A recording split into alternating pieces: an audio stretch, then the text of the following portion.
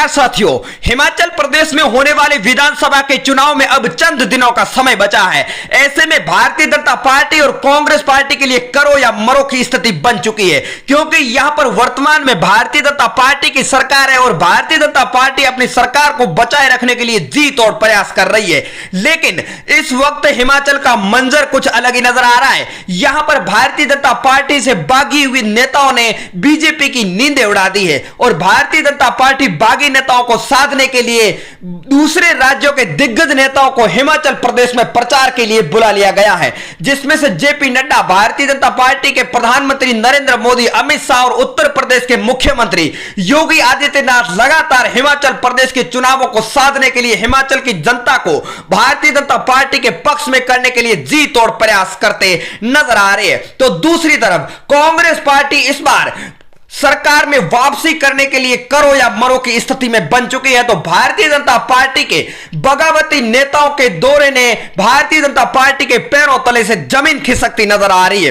अब हिमाचल के चुनावों में चंद दिनों का समय तो बचा है, लेकिन उससे पहले हिमाचल प्रदेश की चुनावों की घोषणा से ठीक पहले भारतीय जनता पार्टी मंडी व कुल्लू जिले में सबसे मजबूत स्थिति में दिख रही थी। लेकिन टिकट के आवंटन के बाद नेताओं और कार्यकर्ताओं में असंतोष के स्वर उभरने लगे और भारतीय जनता पार्टी मात्र 15 दिन के अंदर बैकफुट पर आती नजर आ गई और असंतुष्ट विधानसभा क्षेत्रों में पार्टी के समीकरण बिगड़ते नजर आ रहे हैं। भारतीय जनता पार्टी के नेताओं ने असंतुष्टि को हल्के में ले रहे थे, लेकिन आज उनके चेहरों से हवाइयां उड़ती नजर आ रही है। तो साथियों, हिमाचल प्रदेश से जुड़ी हर चुनावों की खबर सबसे पहले जानने के लिए आप हमारे चैनल को सब्सक्राइब करें और आपके क्षेत्र में कौन जीत रहा है और हिमाचल प्रदेश के लिए कौन सी पार्टी उचित है, हमें कमेंट के माध्यम से आप जरूर बताएं। हम आपको बता देते हैं कि जिन विधायकों के टिकट कटे हैं उनका साथ भी अधिकृत प्रत्याशियों को नहीं मिलता नजर आ रहा है। कोई विधायक तो बीमारी का बहाना बनाकर घर पर सोया है, तो किसी का फोन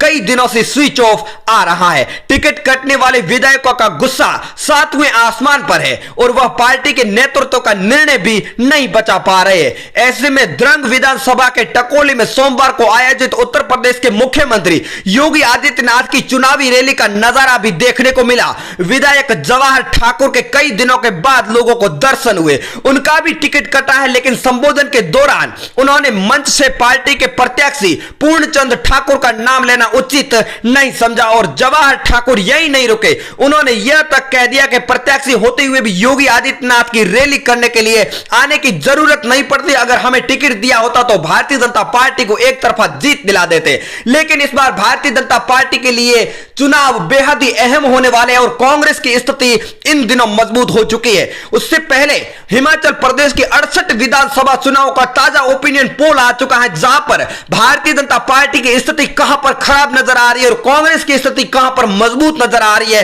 पूरा ओपिनियन पोल आ गया। वो बताने से पहले हम आपको यह भी बता देते हैं कि सरका घाट 20 क्षेत्र में विधायक कर्नल इंद्रनील सिंह को भवन भी डटे हुए हैं और जोगेंद्र नगर 20 क्षेत्र में प्रकाश राणा और पूर्व मंत्री गुलाब सिंह व उनके परिवार के साथ नहीं मिल रहा है। तो पूर्व सांसद रामस्वरूप शर्मा के परिवार ने भी दूरी बना ली है। सदर 20 क्षेत्र में युवा तुर्क प्रवीण शर्मा भारतीय जनता पार्टी प्रत्याशी अनिल शर्मा के लिए मुसीबत बन गए हैं। तो आइए जान लेते हैं हिमाचल का पूरा समीकरण, जहां पर कौन किस पर भारी पड़ रहा है। तो बने रहे वीडियो के अंत तक। हिमाचल प्रदेश के 12 जिलों में से सबसे पहले हमारे सामने हमीरपुर जिला आ चुका है, जहां पर 5 विधानसभा सीटें हैं।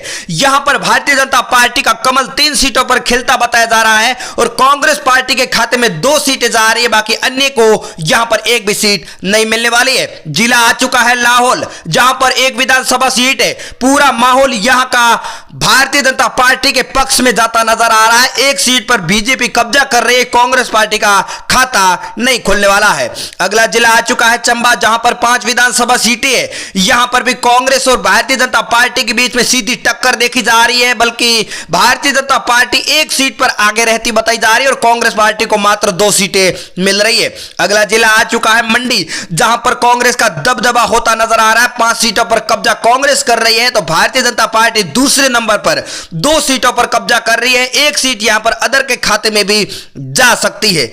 अगला जिला हमारे सामने आ चुका कांगड़ा, जहां पर 15 विधानसभा सीटें, यहां पर भी भाजपा और कांग्रेस के बीच में कड़ी टक्कर देखी जा रही है। भाजपा सिर्फ एक सीट पर आगे बताई जा रही है। कांग्रेस पार्टी को 6 सीटें मिल रही है, आम आदमी पार्टी को 1 सीट मिलने की उम्मीद है तो अन्य को 1।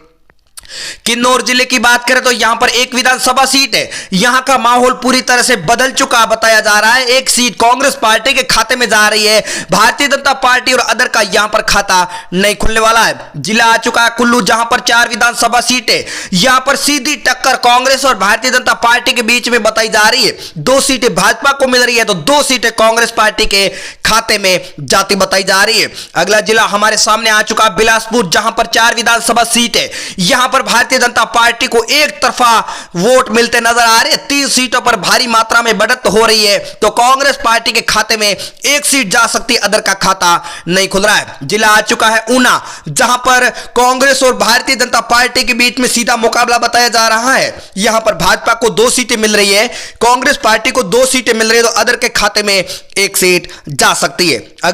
अगला जिला है सोलन, जहां पर 5 विधानसभा सीटें हैं। यहां पर बीजेपी पहले नंबर पर 3 सीटों पर कब्जा कर रही है और भारतीय जनता पार्टी को 3 सीटें मिल रही है, कांग्रेस पार्टी को 2, अदर को यहां पर 1 भी सीट नहीं मिलने वाली है।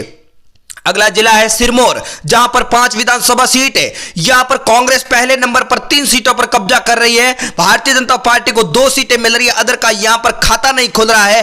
केजरीवाल को इस बार हिमाचल प्रदेश में पूरी तरह से नाराज होना पड़ सकता है। अगली बात कर लेते हैं शिमला की 8 विधानसभा सीटों की, तो यहां पर भारतीय जनता पार्टी 4 सीटों पर कब्जा कर रही है। कांग्रेस पार्टी को 3 सीटें मिल रही है, अदर के खाते में 1 सीट जा सकती है और केजरीवाल